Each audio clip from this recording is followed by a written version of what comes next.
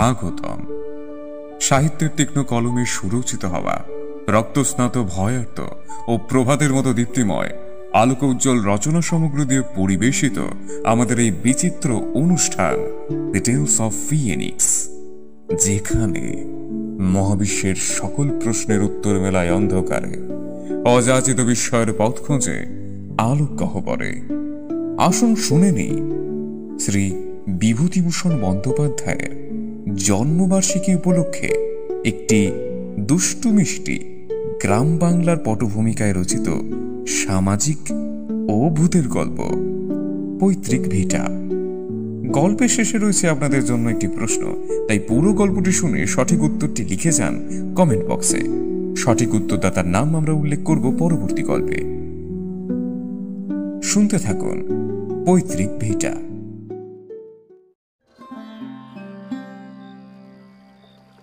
মধুমতি নদীর ওপরেই দোকানের প্রকাণ্ড কোঠাবাড়িটা। রাধামোহন নদীর দিকে বারান্দাতে বসে একটা বই হাতে নিয়ে পড়বার চেষ্টা করল বটে, কিন্তু বইয়ে মন বসাতে পারল না। কেমন সুন্দর ছোট্ট গ্রাম্য নদীটি, ওপারে বাঁশবন আমবন বহুকালের, ফলে বাগান যেন প্রাচীন অরণ্যে পরিণত হয়েছে। একা এত বড় বাড়িতে থাকতে বেশ লাগে, খুব নির্জন, পড়াশোনা করবার পক্ষে কিংবা লেখাটেখার পক্ষে বেশ ভালো জায়গাটি। তাদেরই পৈতৃক বসতবাড়ি বটে, তবে বহুকাল তাদের কেউই এখানে আসেনি বা বাসও করেনি। রাধামোহনের বাবা শ্যামাকান্ত চক্রবর্তী তার ছোটবেলায় এই গ্রাম ছেড়ে মেদিনীপুরে তার মামার বাড়ি চলে যান। তারপর সেখান থেকে লেখাপড়া শিখে মেদিনীপুরেই ওকালতি করে বিস্তর অর্থ উপার্জন করেন এবং সেখানেই বড় বাড়িঘর তৈরি করেন। স্বগ্রামে যে একেবারেই আসেননি তা নয়, তবে সে দু একবারের জন্য এসে বেশি দিন থাকেও নি। এত বড় পসারওয়ালা উকিল এই গণ্ডগ্রামে থাকলে তার চলতও না। গ্রামের বাড়িতে জ্ঞাতি ভাইরা এতদিন ছিল, তারা সম্প্রতি এখান থেকে উঠে গিয়ে অন্যত্র বাস করছেন। কারণ গ্রামে বসে থাকলে তো আবার সংসার চলবে না, তার জন্য কিছু একটা করতে হবে। যা কিছু জমি জমা আছে না দেখলে যে আর থাকে না, বাড়িটারও একটা ব্যবস্থা করতে হয়, নইলে বাড়ি ঘর সব নষ্ট হয়ে যাবে যে। রাধামোহন নিজে গত বছর ওকালতি পাশ করে পরলোকগত পিতৃদেবের পসারে বসেছে। এবার দেশের চিঠি পেয়ে পুজোর ছুটিতে একাই গ্রামে এসেছে বাড়িঘর এবং জায়গা জমির একটা বিলি ব্যবস্থা করতে। পাশের বাড়ির বৃদ্ধ ভৈরব বাণুজ্যে দুদিন খুব দেখাশোনা করেছেন বটে। তিনি জোর করে তার বাড়িতে রাধামোহনকে নিয়ে গিয়ে কদিন খাইয়েওছেন, নইলে রাধামোহন নিজেই রেঁধে খাবে পৈতৃক ভিটেতে, এই ঠিক করে এসেছিল সে। ভৈরব বাণুজ্যের বড় ছেলে কেষ্ট এসে বললে, দাদা বলছি চা খাবেন তো? আসুন। চাটা এখানেই নিয়ে আয় কেষ্ট, বেশ লাগছে সন্ধেবেলাটা নদীর ধারে। আহা, আনবো? হ্যাঁ সেই ভালো, যা যা নিয়ে আয়। গ্রামের সবাই অবশ্যই রাধামোহনকে যথেষ্ট আত্মীয়তা করেছে, ভালোও বেসেছে। বৃদ্ধ লোকেরা বলেছে, আহা, তুমি শ্যামাকান্তরা ঠেলে কেন হাত মুড়ি রেঁধে খেতে যাবে? আমরা তো মরিনি এখনো। এসো এসো আমাদের বাড়ি। কেষ্ট চা দিয়ে কিছুক্ষণ গল্প করে চলে গেল। তারপর রাধামোহন আবার একলা। অন্ধকার রাত্রি, মধুমতির জলে তারা ভরা আকাশে ছায়া পড়েছে। রাধামোহন বসে বসে ভাবতে লাগল, আচ্ছা, এই বড় বাড়িটা ঠাকুরদাদা এখানে কেন তৈরি করেছিলেন? সেকালের পুলিশের দারোগা ছিলেন তিনি, অনেক পয়সা রোজগার করেছেন বটে, কিন্তু না, বৈষয়িক বৃদ্ধি ছিল না একেবারেই। নাইলে এই জঙ্গলে ভরা গ্রামে কেউ পয়সা খরচ করে বাড়ি করে? কি কাজে আসছে এখন? আচ্ছা, সুরকির কলওয়ালা যদি বাড়িটা নেয়, তাহলে পুরনো ইটের দরে বাড়িটা বিক্রি করা যায়। এমন সময় খুট করে কিসের যেন শব্দ শোনা গেল। রাধামোহন দেখল 10-11 বছরের একটি টুকটুকে ফর্সা মেয়ে ঘরের দাওয়ার আড়াল থেকে উঁকি মারছে। ঘরের মধ্যে হ্যারিকেন জ্বলছে, বারান্দাতে সামান্য আলো এসে পড়েছে তার ঠিকই, সুতরাং একেবারে অন্ধকারে সে বসে নেই। ভৈরব বানর যে একবার ছেড়ে পাঠায় আর একবার তার মেয়েকে পাঠায়। লোকটা খুব যত্ন করছে বটে। সে বললে, কি খুকি, ভাত হয়েছে বুঝি? একটু পরে মেয়েটি সংকোচের সঙ্গে বাইরে এসে দাঁড়ালো। রাধামোহন বললে, তোমার নাম কি? লক্ষ্মী। বাহ, বেশ নাম। তা তুমি পড়াশোনা করো? গান জানো? রাধামোহন এবার হেসে বললে, তবে তো মুশকিল দেখছি। বিয়ের বাজারে তুমি যে বিপদে পড়বে। আচ্ছা, রান্না জানো? মেয়েটি ঘাড় নেড়ে জানালো যে সে জানে। ওই একটা ভালো গুণ রয়েছে তোমার। তা কি কি রান্না জানো শুনি? সব। সব? বাহ, বেশ খুকি, তুমি বসো। মেয়েটি এবার সলজ্জভাবে ঘাড় নেড়ে বললে, না, বসবো না। কেন, কাজ আছে কোনো? না। তবে বসো। না, আমি যাই, তুমি খেয়ে এসো। আচ্ছা, সে যাচ্ছি। তা বলছি, ভাত হয়েছে? তোমার খুব খিদে পেয়েছে না? যাও খেয়ে এসো। রাধামোহন কি একটা বলতে গিয়ে পেছন ফিরে দেখলে খুকি কখন যেন চলে গিয়েছে। একটু পরে সেও বানুজ্যের বাড়ি খেতে চলে গেল। খাওয়া দাওয়া করে রাধামোহন একাই বাড়ি চলে এলো। এই একা নির্জন বাড়িতে তার বেশ ভালোই লাগে। তার পূজ্যপাত পূর্বপুরুষেরা যেন অদৃশ্য চরণে এখানে বিচরণ করেন। এই বাড়িতে তার ঠাকুরদা বাল্যকালে খেলে বেরিয়েছেন। তার ঠাকুমা নববধূরূপে প্রথম এসে দুধে আলতায় পা রেখে দাঁড়িয়েছিলেন এই বাড়ির প্রাঙ্গণে। আর আজ তারা বিদেশে গিয়ে বড় বাড়ি ফেঁদে বাস করছে, দেশকে ভুলে গিয়ে। গভীর রাতে ঘুমের ঘোরে সব পূর্বপুরুষেরা যেন এসে অনুযোগ করেন, কেন আমাদের ছেড়ে চলে গেলে, কি করেছিলাম আমরা। পরদিন সকালে উঠে সে নিজের জমি জমা নিয়ে ব্যস্ত হয়ে রইল। সারা দিনটা সেইভাবেই কাটল। রাত্রে বারান্দায় বসে আছে, ঠিক এমন সময় আবার সেই মেয়েটি এসে দাঁড়ালো। প্রথমটায় রাধামোহন টের পায়নি, বড় লাজুক মেয়ে। নিঃশব্দ চরণে কখন যে এসে দাঁড়িয়েছে সে বুঝতেই পারেনি। পরে টের পেয়ে রাধামোহন বললে, কি গো খুকি, ভাত হয়েছে নাকি? না, আজ দেরি হবে, মাংস রান্না হচ্ছে গো তোমার জন্যে। সত্যি? তবে তো আজ ফিস্টের ব্যবস্থা। ও, তুমি বুঝি ফিস্ট বুঝতে পারলে না? যাকে বলে ভোজ, বুঝতে পেরেছো এবার? খুকি হেসে চুপ করে রইল। বেশ মেয়েটি, বেশি কথা বলে না, শান্ত সলজ্জ ব্যবহার। রাধামোহন বললে, তোমার মামার বাড়ি কোথায় খুকি? কি জানি, ভুলে গিয়েছি। ভুলে গিয়েছো? কিরকম, সেখানে যাও না? খুকি ঘাড় নেড়ে বললে, না। রাধামোহনের হাসি পেল মেয়েটির কথায়। বেশ নিঃসংকোচ ভাব ওর। খুকি আবার বললে, তুমি একা এসেছো কেন? বৌজিদের নিয়ে এসো, এত বড় বাড়ি পড়ে আছে, আমোদ করুক। তোমার তাই ইচ্ছে খুকি? খুব, আমি তো তাই চাই। কেন? কতকাল এ বাড়ি এমনি পড়ে আছে না, কেউ পিদিম দেয় না। মেয়েটির মুখ থেকে এই কথাটা শুনে রাধামোহনের আশ্চর্য লাগলো। এতটুকু মেয়ের মুখে এমন কথা, ঠিক যেন পাকা গিন্নি একেবারে। সে কৌতুকের সঙ্গে বললে, তোমার তাতে খারাপ লাগে নাকি খুকি? বাহ, লাগে না? তোমরা সবাই এসো, বাড়িতে শাক বাজুক, সন্ধ্যের পিদিম দেওয়া হোক। কথা শেষ করে মেয়েটি ব্যস্তভাবে বললে, তোমার খুব খিদে পেয়েছে না? বড্ড রাত হয়ে গেল। না না, এ আবার এমন বেশি রাত কি? না, তোমার তো আবার সকালে খাওয়া অভ্যেস।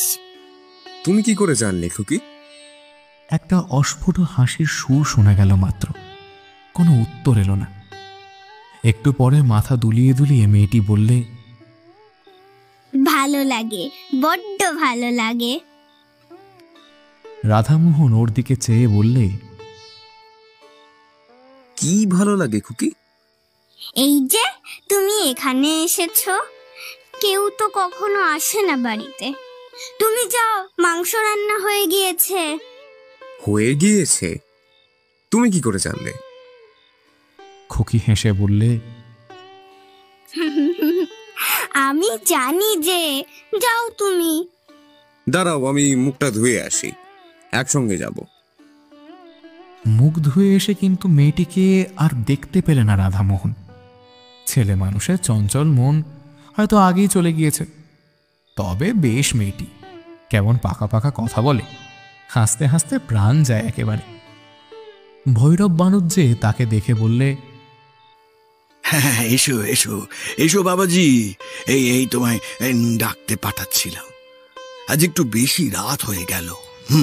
একটু একটু মাংস নেওয়া হলো আজ। বলি, রোজ রোজ ডাল ভাত ওরা খেতে পারে না। আমার বাড়ি আজ দুদিন খাচ্ছে। হ্যাঁ, সে তো আমারই ভাগ্যি। হ্যাঁ, নইলে নইলে ওদের আর অভাব কি? হ্যাঁ, তাই তাই তাই আজ। রাধামোহন সলজ্জভাবে বললে, না না, সে কি কথা, যা জুটবে তাই খাবো। পর ভাবেন নাকি কাকা আমায়? আমি যে এ বাড়িরই ছেলে। পরের দিন আবারও সেই সন্ধ্যার সময় মেয়েটি এসে হাজির। রাধামোহন বললে, এসো খুকি, এসো এসো, এই তোমার কথাই ভাবছিলাম। মেয়েটি হেসে বললে, আমার কথা? সত্যি তোমার কথা। মেয়েটি এবার ছেলে মানুষের মতো ঘাড় দুলিয়ে হেসে বললে, কেন, আমি জানি। তুমি জানো? জানি বই কি, কিন্তু বলবো না। রাধামোহন আজ খানিকটা সন্দেশ আনিয়ে রেখেছে খুকিকে দেবে বলে। অবশ্য আনিয়েছিল হরিনন্দীর চাকর অমূল্যকে দিয়ে ইসলাম কাটির বাজার থেকে। ইসলাম কাটির সন্দেশ এ অঞ্চলে খুব বিখ্যাত। অমূল্য দেখা যাচ্ছে গল্প করে বেরিয়েছে। রাধামোহন মনে মনে বিরক্ত হয়ে উঠল অমূল্যের উপরে। সন্দেশ হাতে দিয়ে খুকিকে হঠাৎ খুশি করে দেবে ভাবছিল, সেটা আর হলো কই। তবুও রাধামোহন বললে, না খুকি, তুমি জানো না। কি বলো তো? খুকি মৃদু হেসে বললে, জানি আমি। তার হাসির মধ্যে এমন একটা বিজ্ঞতা আছে যে রাধামোহন আর কোনো প্রশ্ন করলে নাইনি। সে যে জানে, ওর মৃদু হাসির মধ্যে দিয়েই সেটা ভালো করে বোঝা গেল। অমূল্যটা আচ্ছা তো, পাড়া গাঁয়ের লোকের পেটে যদি কোনো কথা থাকে। মেয়েটি আবদারের সুরে আবার বলল, কই, দাও আমাকে সন্দেশ। রাধামোহন ব্যস্ত হয়ে তাকে সন্দেশ দিতে গেল, কিন্তু খুকিকে আর সেখানে দেখা গেল না। চঞ্চল মেয়ে খুব, হঠাৎ চলে গিয়েছে। সত্যি ওর ধরন বড় আশ্চর্য রকমের। খাওয়ার সময় ভৈরব বানুজ্যের বাড়িতে রাধামোহন নিয়ে গেল সেই সন্দেশটা। বললে, খুকি বড় লাজুক, তখন চলে এলো। ওকে একটু এই। ভৈরব বানুজ্যে হেসে বললে, ও আচ্ছা আচ্ছা আচ্ছা, তা খুকি বুঝি তোমার কাছে গিয়েছিল? হ্যাঁ, ও তো রোজই যায়, গল্প টল্প করে।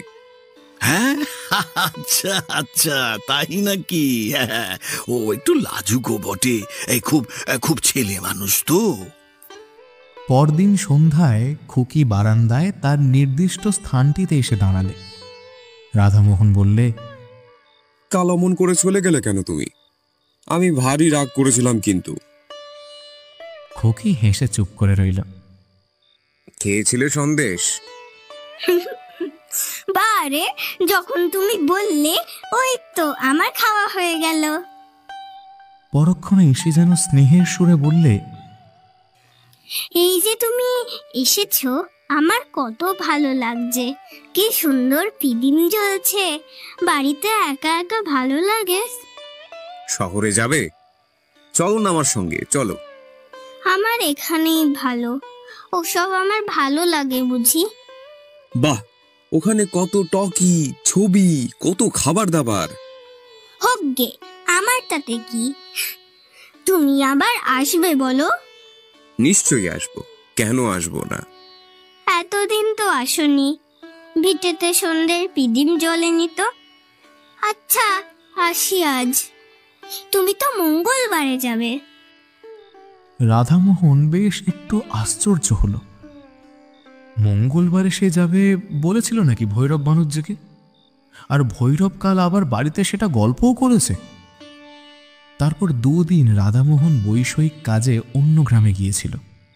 সোমবার অনেক রাত্রে রিকশায় নিজের গ্রামে ফিরল বটে, কিন্তু ভৈরব বানুজ্যের বাড়ির কারোর সঙ্গে অত রাত্রে আর দেখা করলে না। ঘরে চিড়ে ছিল, তাই খেয়েই সে রাত কাটালো। পরদিন সে যাবার জন্য তৈরি হচ্ছে, হঠাৎ ভৈরব এসে বললে, কাল কত রাত্রে এলে?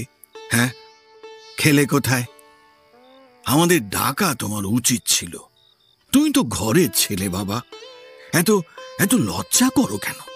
ছি। রাধামোহন বললে, আরে না, আমার তেমন কিছু সমস্যা হয়নি। আচ্ছা, আপনার খুকিটিকে একবার ডেকে দিন না। ও হো হো, খুকি। হ্যাঁ, বেশ বেশ বেশ, এখুনি ডাকছি, দাঁড়াও। একটু পরে একটি 8 বছরের কালো মতো মেয়ের হাত ধরে ভৈরব বানুজ্যে সেখানে নিয়ে এলেন। রাধামোহন বললে, না, এই খুকি তো সে নয়, এর দিদি হতে পারে। ভৈরব বানুজ্যে বললে, এর দিদি? আরে আরে, তার তো বিয়ে হয়ে গিয়েছে, সে তো শ্বশুর বাড়ি আছে। তোমার তো তাকে দেখার কথা নয়। তবে আপনার বাড়ির অন্য কোনো মেয়ে? আমার বাড়িতে বাবাজি আর তো কোনো মেয়ে নেই। হ্যাঁ, তবে অন্য কোনো মেয়ে, কিন্তু না, আর কোনো মেয়ে এ পাড়ায় তো নেই ও বয়সের। দুঘর তো মোটে ব্রাহ্মণের বাস এই পাড়ায়। আচ্ছা আচ্ছা, তুমি যার কথা বলছো তার বয়স কত? হ্যাঁ, নাম ধাম জানো কিছু? রাধামোহনের হঠাৎ মনে পড়ে গেল একটা কথা। সে বললে, নাম? হ্যাঁ হ্যাঁ হ্যাঁ হ্যাঁ, মনে পড়েছে। ও নাম বলেছিল লক্ষ্মী। লক্ষ্মী? হ্যাঁ, সে আবার কে? কই, ও নামের কোনো মেয়ে তো এই গ্রামে নেই। হ্যাঁ, তোমার শুনতে ভুল হয়ে থাকবে বাবাজি। নামটা শুনতে হয়তো ভুল হতে পারে, কিন্তু সে খুকিটিকে, সে তো আর ভুল হবে না। কি জানি বাবাজি, বুঝতে তো পারলাম না। সত্যি বলছি, ও বয়সের ও নামের মেয়ে আমাদের পাড়ায় নেই। রাধামোহন চিন্তিত মনে বিদায় নিলে। আশ্চর্য ব্যাপার, খুকি বার দেখা করতে এলো না কেন? নিজের সেই গ্রাম থেকে ফেরবার 2 বছর পরে রাধামোহন তার পিসির বাড়ি গিয়েছে জব্বলপুরে। সেখানে পুরনো একটা ফটো অ্যালবাম খুলে দেখতে দেখতে একটি মেয়ের ফটো চোখে পড়ল তার। এই মেয়েটিকে সে যেন কোথায় দেখেছে, ঠিক মনে পড়ল না তার। পিসিমাকে ডেকে ফটোটি দেখাতে তিনি বললেন, দেখি দেখি ফটোটা। ও, আরে একে তুই দেখবি কোথায়? ও তো আমার ছোট বোন, তোর ছোট পিসি। জানিস, 12 বছর বয়সে ও মারা যায়। তখন তুই কোথায়? তোর মার তো তখন বিয়েই হয়নি রে। আমরা তো তখন সবাই আমাদের ওই গায়ের বাড়িতেই থাকতাম। তারপর পিসিমা কতকটা যেন আপন মনেই বললেন, আহা, হ্যাঁ, একটু একটু মনে পড়ছে রে ওকে। বেশ দেখতে ছিল, ভারী সুন্দর। সে আজ 40 বছরের আগের কথা। তারপর বাবাও দেশ ছেড়ে মেদিনীপুরে চলে এলো, আর দেশের বাড়িতে আমাদের যাওয়াই হয়নি। যদিও বিয়ের পরে আমি একবার মোটে গিয়েছিলাম, সেও ধর আজ 20 বছর আগের কথা। রাধামোহন অবাক হয়ে চেয়ে রইল অ্যালবামখানা হাতে করে। হঠাৎ মনে পড়তে সে বললে, আচ্ছা, কি নাম ছিল ছোট পিসিমার? পিসিমা উত্তর দিলেন, কি নাম যেন ছিল ওর? কি নাম? হ্যাঁ, লক্ষ্মী। মনে পড়েছে রে, ওর নাম ছিল লক্ষ্মী। শেষ হলো আজকের আমাদের বিশেষ নিবেদন, শ্রী বিভূতিভূষণ বন্দ্যোপাধ্যায় রচিত পৈতৃক ভিটা। গল্পের সূত্রধর আমি রূপঙ্কর, গল্প পাঠে সৌমিক। গল্পের বিভিন্ন চরিত্রে আমি রূপঙ্কর, অদ্রিজা, রাজ, কৃষ্ণকলি এবং সায়ন্তন। গল্পের শব্দ সংযোজন সায়ন্তন দাস। শব্দগ্রহণ, পরিচালনা, আবহ সৃষ্টি, স্পেশাল ইফেক্টস ও পোস্টার ডিজাইনিংয়ে আমি রূপঙ্কর। আজকের গল্পের প্রশ্ন হল, লক্ষ্মী লেখককে কি রান্না হয়েছে বলে জানিয়ে গিয়েছিল? সঠিক উত্তরটি লিখে জানান কমেন্ট বক্সে। আগের পর্বের প্রশ্নের সঠিক উত্তরদাতার নাম হল ঈশা চক্রবর্তী। অসংখ্য ধন্যবাদ কমেন্ট বক্সে এই সঠিক উত্তরটি লিখে জানানোর জন্য। আজকের অনুষ্ঠান এই পর্যন্তই সমাপ্ত হলো। আশা করি সকলের গল্পটি ভালো লেগেছে। যদি ভালো লেগে থাকে তাহলে একটি লাইক আমাদের প্রাপ্য, ও আমাদের কমেন্ট বক্সে জানাতে ভুলবেন না গল্পটি কেমন লাগলো।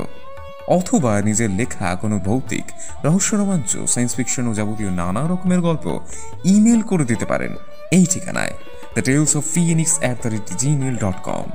বানানটা বলে দিই, THETALESOFPHONIX@gmail.com। মনোনীত হওয়া গল্পটি আমরা শ্রোতার নাম মেনশন করে পরবর্তী সময়ে আপনাদের সামনে পরিবেশন করব। আজকের গল্পটি শেয়ার করতে পারেন সাহিত্য প্রেমিক অথবা সাহিত্য অপ্রেমিকদের সাথে, যাতে তারা সাহিত্যের আঙিনায় মোড়ানো দ্য টেলস অফ ফিনিক্সের সদস্য হয়ে উঠতে পারে। আমাদের পরিবারের সাথে যুক্ত হতে সাবস্ক্রাইব করতে পারেন আমাদের চ্যানেলটি। আমরা আবারও ফিরে আসব কোনো এক নতুন আলো বা আঁধারের গল্প নিয়ে, এবং যেখানে মহাবিশ্বের সকল প্রশ্নের উত্তর মেলায় অন্ধকারে, অযাচিত বিস্ময়ের পথ খুঁজে আলোক গহ্বরে। সকলে ভালো থাকবেন এবং দুর্গাপুজোর আগাম শুভেচ্ছা। সকলে পুজো খুব ভালোভাবে কাটাবেন। শুভরাত্রি, বিদায়।